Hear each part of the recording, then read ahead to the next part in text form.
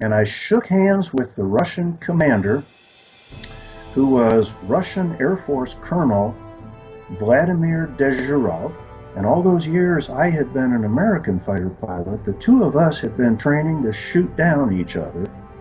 And here we are now, a great many years later, shaking hands across the boundary of our two spacecraft in space. And it was that aspect of everything that caused the President of the United States to go on national television that very evening. He announced that this handshake marks the end of the Cold War. Under President Clinton's advisory in 1995, two superpowers used space as a nonpartisan territory. Men and women worked to reestablish political trust and saved stranded cosmonauts. Taking a leap of faith, defying the doubt, and trusting the enemy, the Cold War ended.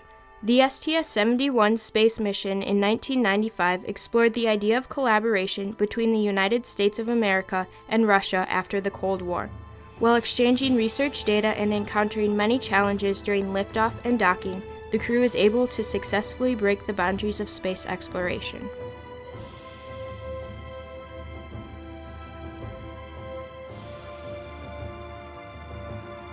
The Soviet Union and the United States were enemies during the space race.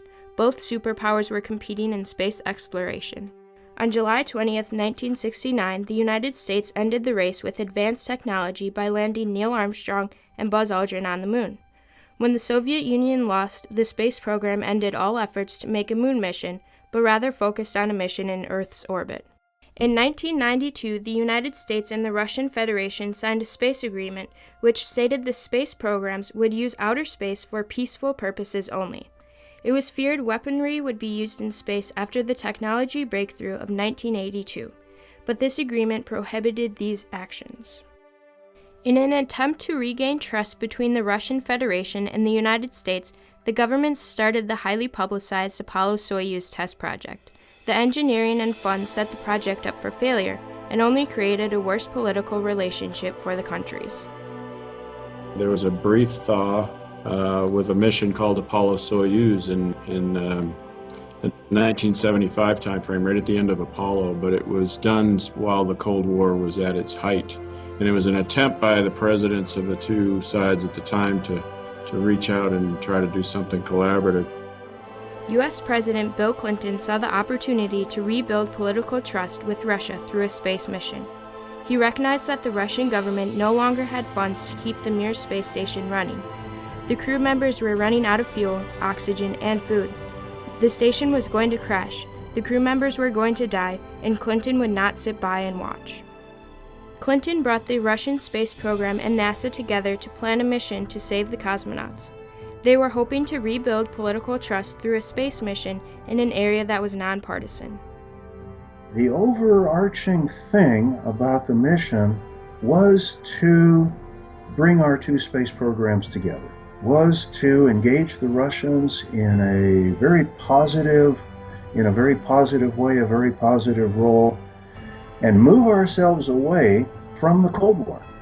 And the Cold War had gone on for about 50 years, and it was greatly hoped that working together in space would accomplish a number of goals. One of them being that it would reduce tensions between the United States and Russia, hopefully have us working together as partners instead of tending to work against each other. It also would help them because they were a little bit short on money at that time.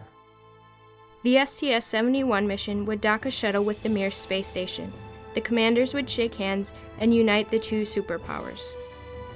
This is Shuttle Launch Control at T-minus 3 hours, and holding in we have live pictures of our 7-person crew. The idea of linking the shuttle and space station scared many people because the shuttle weighed 4 times the Mir space station. Our second cosmonaut who will be flying aboard the Space Shuttle Atlantis today is Anatoly Soloviev. He is on his 4th flight into space, this of course being his first space shuttle launch, and he is the commander for the Mir 19 crew. The station could be destroyed from the velocity of the shuttle coming in to dock. If the docking is not executed perfectly, the mission fails, destroying the station. As commander of the mission, Robert Hoot Gibson was in control of the link-up. His job was to control the shuttle and direct it to the hatch of the space station. Because of the way the Mir was orbiting the Earth, the shuttle had a small opportunity to link up. When trying to lift off, the crew encountered delays due to weather, which set the link-up time back. The crew also encountered a language challenge.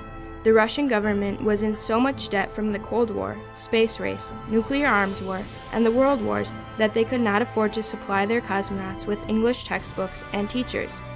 The control centers, governments, and crew members had to communicate with each other, so it was on the American astronauts to learn Russian for the mission. The daily checklist had to be translated in both languages for functional work. The language barrier made it difficult to exchange the research data that was collected. For a total of about 100 hours, the astronauts and cosmonauts conducted biomedical investigations and explored the results of weightlessness and several different systems in the human body. This research was critical in creating the International Space Station that we use today. On this mission, crew members were also exchanged.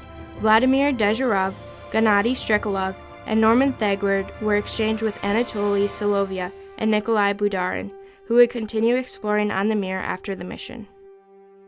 And so I found myself literally flying with cosmonauts who used to be in fighter planes on the other side of the inner German border. When I was flying F-15s in West Germany, many of the cosmonauts I flew with had been flying MiG fighter planes on the East German side of the border, and we were enemies at the time, and now suddenly we were friends and collaborating together in space. And so it was an immense change politically and emotionally for most people involved.